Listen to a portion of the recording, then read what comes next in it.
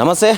ఏదైతే నిన్న Congress party Revanth Reddy SC వర్గీకరణకు ఆమోదం తెలిపారో దాని మీద మాకు అన్యాయం జరిగిందంటూ కూడా మాల సంఘాల మేధావులు ఉస్మానియా ఆర్ట్స్ కాలేజ్ వేదికగా ఇక్కడ ఒక ప్రెస్ మీట్ ఏర్పాటు చేయడం జరిగింది. మాట్లాడదాం. ప్రస్తుతం మనతో పాటు మాల మేధావులు ఉన్నారు. నమస్తే సార్. నమస్తే. ఏం అన్యాయం జరిగింది అనుకోవచ్చండి మీకు? కాంగ్రెస్ పార్టీ మాకు అన్యాయం చేసిందని చెప్పి ఒక ప్రెస్ మీట్ ఏర్పాటు చేశారు.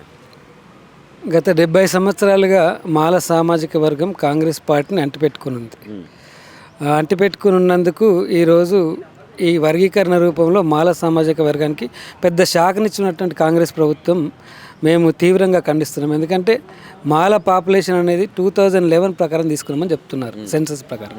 ఆ సెన్సస్ ప్రకారం తీసుకుంటే 15 లక్షలను చూపించేసి ఆ 15 లక్షలు అనేది శుద్ధ తప్పు, మీరు తీసుకొచ్చి బహిర్గతం చేయండి. ఇప్పుడు ఉన్నటువంటి 25లో ఉన్నటువంటి పాపులేషన్, ఆ పాపులేషన్ తీసుకుంటే మాల సామాజిక వర్గానికి డబ్బులుగా చూసినట్టు మాదిగ సామాజిక వర్గం కూడా ఈ లెక్కల్లో ఎక్కడ తప్పు ఉందనేది మేము ప్రబలంగా నమ్ముతున్నాం.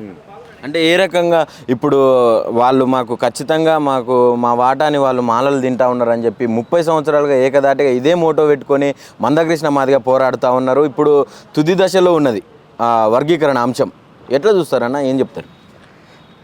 వాళ్ళ వాటాను తీసుకోగా ఎవరు అడ్డుకోలేరు. 2 రోజులు కూడా మాలలు కూడా అదే అంశం పైన. కాకపోతే కేవలం మాలలు 5% అనే దాన్ని మేము ఒప్పుకోవట్లేదు. ఇప్పుడు నిన్న జరిగినటువంటి అసెంబ్లీలో చేసినటువంటి తీర్మానంలో 195 అంటున్నారు. ఆ 1లో ఉన్నటువంటి మాల కులాలు కాకుండా మాదిగ సామాజిక వర్గానికి చెందినటువంటి ఉపకులాలన్నింటినీ ఒకటో దాంట్లో వేసి వాళ్ళకు 2% రిజర్వేషన్ ఇచ్చి మిగతా ఉన్నటువంటి 13% ఇద్దరికి ఈక్వల్గా డివైడ్ చేస్తే బాగుండేదని మాల యొక్క అభిప్రాయం. అదే అంశాన్ని మేము తెలియజేస్తూ ఇప్పుడున్నటువంటి 2 అంశాలు షమీమ్ అఖ్తర్ గారు నిన్న ప్రపోజ్ చేసినటువంటి ఈ 3 అంశాలలో ఒకదాన్ని క్రిమిలేయర్ను మేము ప్రవేశపెట్టలేమని ముఖ్యమంత్రి గారు చెప్తున్నారు. క్రిమిలేయర్ కూడా ప్రవేశపెట్టినట్టు అయిపోయేది. గత 30 ఏళ్ళుగా మేము మొన్న షమీమ్ అఖ్తర్ గారికి రిప్రజెంట్ చేయడం జరిగింది. 30 ఏళ్ళ ఉపాధి ఉద్యోగ అవకాశాలలో ఎవరైతే ఎక్కువగా లబ్ధి పొందారో ఆ లబ్ధి పొందిన అంశాలను కూడా వీళ్ళు బహిర్గతం చేయలేరు. బహిర్గతం చేస్తూ మీరు ఏ ప్రాతిపదికన on what scientific basis you have done this categorisation అనేది మేము షమీమ్ అఖ్తర్ గారిని అడుగుతున్నాం. అదే రిపోర్ట్ సబ్మిట్ చేసినటువంటి గంట లోపలనే అసెంబ్లీ పెట్టి అసెంబ్లీలో ఈ తీర్మానం చేసి ఆమోదించడం అనేది చాలా దురదృష్టకరం. కాబట్టి ఒక 2 రోజులు 3 రోజులు ఆ రిపోర్ట్ మొత్తం కూలంకుషంగా చదివిన తర్వాత ఉన్నటువంటి అంశాలన్నింటినీ 2 పక్షాల మేధావర్గంతో చర్చించిన తర్వాత దీనిపైన ఏదైనా తీర్మానం చేసింటే బాగుండేదని వాళ్ళ యొక్క అభిప్రాయం. అయితే ఏదైతే సుప్రీంకోర్టు తీర్పు తర్వాత వెంటనే రేవంత్ రెడ్డి గారు మేము ఖచ్చితంగా చేస్తామని చెప్పిండు కదా అప్పటి నుంచి. అయితే ఆయన రేవంత్ రెడ్డి గారు అనే మాటల ప్రకారం నేను అప్పటి నుంచి కూడా దీని మీద ఒక చిత్తశుద్ధితో పోతా ఉన్నా, దీన్ని కులంకుశంగా నేను పరిగణలోకి తీసుకొని దీన్ని అన్ని విధాలుగా నేను పర్యవేక్షణ చేసిన తర్వాతనే నేను ఈ నిర్ణయానికి వచ్చినాను కూడా చెప్తా ఉన్నాడు కదా. అంత అత్యుత్సాహం అవసరం లేదు. ఎందుకంటే ఇది ఒక సామాజిక అంశం, సామాజిక కోణంలో చూడాల్సింది. ఈ సామాజికంలో ఉన్నటువంటి ఈ 2 వర్గాలు మాల ఉపకులాలు, మాదిగ ఉపకులాలు, దేశంలో చాలా రకాలైన ఉపకులాలు ఉన్నాయి. వాటన్నిటిని కాకుండా ఇది నేను అనుకునేది ఏంటంటే బీజేపీ వేసిన పాచికలో మనం తెలంగాణ కాంగ్రెస్ ప్రభుత్వం ఒక బలి పశువుగా మారిందనొచ్చు. ఎందుకంటే వాళ్ళు ఏదో చేస్తామని అత్యుత్సాహంతో వాళ్ళకంటే ముందే మేము చేసినామని జబ్బలు తెరుచుకోవడం తప్ప ఇక్కడ నిజంగా న్యాయం అనేది జరిగినట్టయితే కనిపించట్లేదు. 2 అంశాలు ఏంటంటే ఇప్పుడు నేషనల్ వైడ్గా 241, 341 ప్రకారము అన్ని షెడ్యూల్ కులాలు అనేది సామాజికంగానే అంటరాని వారిగా చూడబడ్డారు కాబట్టి ఈ రిజర్వేషన్ అనేది కల్పించబడ్డాయి. ఇప్పుడు వితిన్ దాంట్లో కొన్ని ఉపకులాలు అభివృద్ధి చెందినాయి. అభివృద్ధి ప్రాతిపదిక తీసుకుంటే మరి ఈ రాష్ట్రంలో ఉన్నటువంటి చాలా కులాలు 2-3% ఉన్నటువంటి కులాలకు 10 రెడ్లకు 10% మంత్రివర్గంలో చోటిస్తారు. మరి అది కూడా తీసుకోండి కదా. ఇప్పుడు అదెందుకు ఆపుతున్నారు? కేవలం ఎస్సీలనే తీసుకొని ఎస్సీలో ఉన్నటువంటి రిజర్వేషన్లు గత 30 సంవత్సరాలు తీసుకుంటే ఎన్ని ఉద్యోగాలు ఇచ్చారు, ఎవరికి బెనిఫిట్ అయింది? అవన్నీ తీసుకోకుండా ఏం చేయకుండా ఇమ్మీడియట్గా ఏదో కొందరి వ్యక్తుల మన్నన కొరకు మాల సామాజిక మొత్తాన్ని మీరు ఈరోజు వంచారు కాబట్టి ఈ చర్యనైతే మాల సామాజిక వర్గం తీవ్రంగా ఖండిస్తుంది ఆరు వ్యతిరేకిస్తుంది. అయితే 30 సంవత్సరాల నుంచి కూడా మాకు రావాల్సిన ఆర్థిక రాజకీయ ఎలాంటి పరమైన వాటాలన్నీ కూడా మాకు దక్కకుండా చేశారు, కేవలం మాలలే అని చెప్తా ఉన్నారు. రాజకీయంగా కూడా మాలలు ఎక్కువ ఉన్నారు, ఆర్థికంగా కూడా మాలలు అధికంగా ఉన్నారు మాదిగల కంటే అని చెప్తా ఉన్నారు.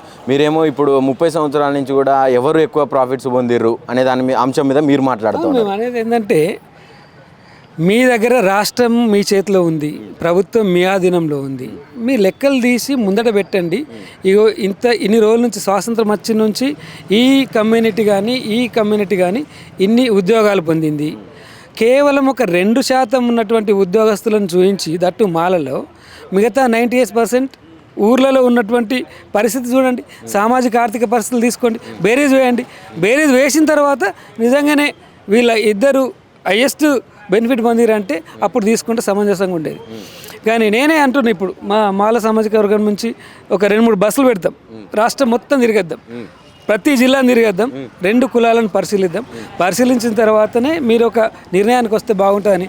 అట్లా చేయకుండా తప్పుడు లెక్కలతోటి ఇప్పుడు బీసీలో అట్లనే ఉంది, మా పరిస్థితి కూడా అట్లనే ఉంది. కాబట్టి అనేక ప్రెస్ మీట్లలో అనేక ఇంటర్వ్యూలలో చాలామంది మాల మేధావులు కూడా ఖచ్చితంగా మాదిగలు చదువుకొని వాళ్ళు చాలామంది ఉన్నారు, ఎక్కువ శాతం మాలలే చదువుకున్నారని చెప్పి ప్రస్తావించిన సందర్భాలు కూడా చూస్తాను. అంటే ఈ వర్గీకరణ అంశం కొంచెం తీవ్ర స్థాయికి చేరిన తర్వాత మీరేమో మళ్ళీ ఇంకా ఊర్లలోకి తీసుకుపోతా బస్సులు అంటూ ఉన్నారు. నేను అనేది కేవలం కొందరు వ్యక్తుల మన్నన కొరకే కొద్ది మంది చేసిరు కాబట్టి ఫ్యాక్చువల్ ఇన్ఫర్మేషన్ తీసుకుందాం. మీ దగ్గరనే డేటా ఉంది, సెన్సస్ ఉంది, సెన్సస్ కాకుండా ఇప్పుడు సెన్సస్ తీసుకోండి. ఈ సెన్సస్ కులగణన చేసిరు కదా, మీ దగ్గర ఉందిగా డేటా. ఆ డేటా ప్రకారం ఏం చెప్తారో చెప్పండి, దాన్ని బహిర్గతం చేయండి. ఈయన సమీమ్ అఖ్తర్ గారు ఇచ్చినటువంటి రిపోర్ట్ను కూడా బహిర్గతం మొత్తం చేసి వీటి ఆధారంగా చేస్తున్నాను. ఏ సైంటిఫిక్ బేసిస్ మీద మీరు ఈ కేటగరైజేషన్ చేసింది అనేది నేను ప్రభుత్వాన్ని క్వశ్చన్ చేయదలుచుకున్నాను. రెండోది, మీ చేతిలో అధికారం ఉంది, మీకు చట్టం చేసే అధికారం ఉంది కాబట్టి మీరు ఈరోజు తెలంగాణ అసెంబ్లీలో చట్టం చేశారు. మాకు డాక్టర్ బాబాసాహెబ్ అంబేద్కర్ గారు ఇచ్చినటువంటి హక్కుల సందర్భంగా మీరు ఈ చేసిన చట్టాన్ని మేము కోర్టులలో సవాల్ చేస్తాము. తప్పకుండా అంబేద్కర్ గారు ఇచ్చినటువంటి రైట్స్ తీసుకొని కోర్టులో సవాల్ చేస్తాం, తప్పకుండా దీన్ని ఎదురిస్తాం. సార్, మీరు అంటున్నట్టు పదే అధికారం మీ చేతిలో ఉంది, మీరు చేశారని చెప్తా ఉన్నారు. కానీ వాస్తవానికి చూసుకుంటే కాంగ్రెస్ పార్టీ అధికారం మొత్తం కూడా మాలల చేతుల్లోనే ఉంది కదా. ఏం లేదు, మాలలు ఎవరున్నారు? మాలలు చెప్పండి. ఆయన మాల ఎందుకు అవుతాడు? మాల ఉపకులాలు కావచ్చు. అట్లా అనుకున్నప్పుడు మరి వాళ్ళు చేయలేకపోతుండే కదా.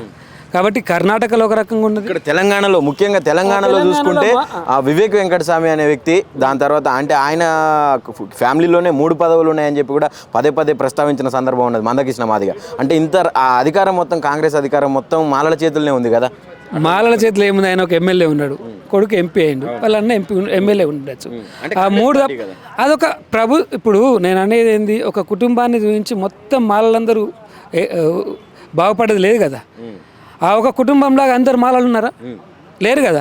కాబట్టి ఆ కుటుంబాన్ని తీసుకొని కేవలం అదొక ఉదాహరణ చూపిస్తే తప్పు. అందుకని అంటున్నా, 98% పీపుల్ 99% పీపుల్ ఏ రకంగా ఉన్నారు అనేది బేరేజ్ వేయండి, దాని ప్రకారం మీరు చర్యలు తీసుకుంటే బాగుంటుంది. కానీ ఒక్కరిద్దరిని చూపించి మాలందరూ ఇట్లున్నారంటే ఇది సమంజసం కాదు. రైట్, ఫైనల్గా అంటే మీరు ఏం డిమాండ్ చేస్తూ ఉన్నారు? మీ ముందస్తు కార్యాచరణ ఎలా ఉండబోతుంది? ఇప్పుడు డిమాండ్ చేసేది ఒకటే, తక్షణం మీరు నిన్నటి చేసినటువంటి ఏదైతే అసెంబ్లీలో తీర్మానం చేసినారో దాన్ని వెనక్కి తీసుకోవాలి. నిజంగానే తీసుకున్నటువంటి డేటా ప్రకారం సైంటిఫిక్గా స్టడీ చేయండి. చేసిన తర్వాత లోపాలు ఏమైనా ఉంటే చెప్పండి, దాని ప్రకారం ఈ జనాభా ఇంత ఉంది, దీని ప్రకారం మేము ఇంత ఇస్తాం. ఏ ప్రకారం ఇస్తారు? ఆర్థిక పరంగా ఇస్తారా, లేకుంటే అభివృద్ధి పరంగా ఇస్తారా, లేకుంటే అంటరాంతరంగా ఇస్తారా అనేది చెప్పండి. అది చెప్పిన తర్వాత ప్రజలకు అన్నీ ముందుంచిన తర్వాత మీరు చేస్తే బాగుంటుంది. కానీ ఏదో ఆయన ఇచ్చారు కమిషన్ రిపోర్ట్ ఓన్లీ కేవలం 3 అంశాలను మేము తీసుకున్నామంటే అది కరెక్ట్ కాదు. కాబట్టి ఇప్పటికైనా కాంగ్రెస్ ప్రభుత్వం మాల సామాజిక వర్గం గత 70 ఏళ్ళ నుంచి కాంగ్రెస్కు అనుకూలంగా ఉంది. ఇప్పుడు మీరు ఆ ఉన్న అనుకూలతను కూడా తీసేసుకుంటే తెల్లారి మీ పరిస్థితి ఘోరంగా తయారవుతాయి. కాబట్టి మేము ఇతర బీసీ సంఘాలతో కూడా మాట్లాడుతున్నాం. బీసీ సంఘాలు ఏవైతే రాజకీయ పార్టీలకు అనుకూలంగా లేవో వాటన్నిటితో కలిపి ఖచ్చితంగా భవిష్యత్ కార్యాచరణ రూపొందించదలుచుకున్నాం. ఒకటే అంశం ఏంటంటే మాల సంబంధించినటువంటి ప్రజాప్రతినిధులు కానీ మిగతా మీరు నోరు మెదకపోవడం అనేది శోచనీయం. తెల్లారి ఊర్లలో మిమ్మల్ని ఎక్కడ పోయినా తప్పకుండా మాల కమ్యూనిటీ వారు అడ్డుకుంటారు, వ్యతిరేకిస్తారు మిమ్మల్ని. Thank you.